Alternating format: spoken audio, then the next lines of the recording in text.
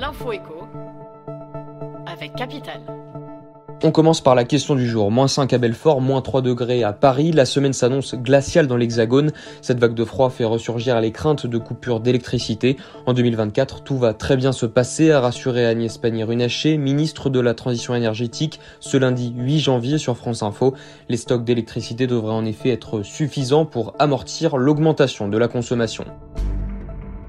On enchaîne avec le chiffre du jour, 16 711 € bruts par mois, c'est la rémunération moyenne des 10 agents les mieux payés des ministères en 2022.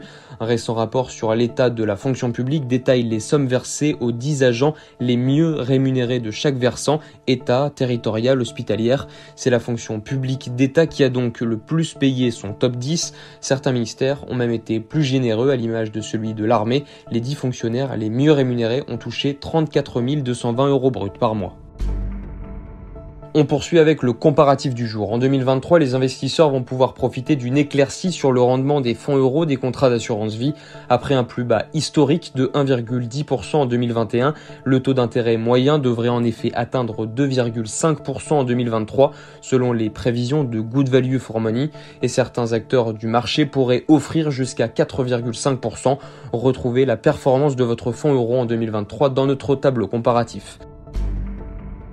Et pour terminer, l'info pratique, cet été, environ 15% des Français envisagent de mettre leurs biens en location pendant les Jeux Olympiques. Les propriétaires alléchés par ce business juteux sont néanmoins inquiets des potentiels dommages causés par les touristes locataires. Détérioration du mobilier et de l'électroménager, vol des biens, retrouvez nos conseils pour être couverts au mieux face à ces risques de dégradation. C'était l'info éco avec Capital.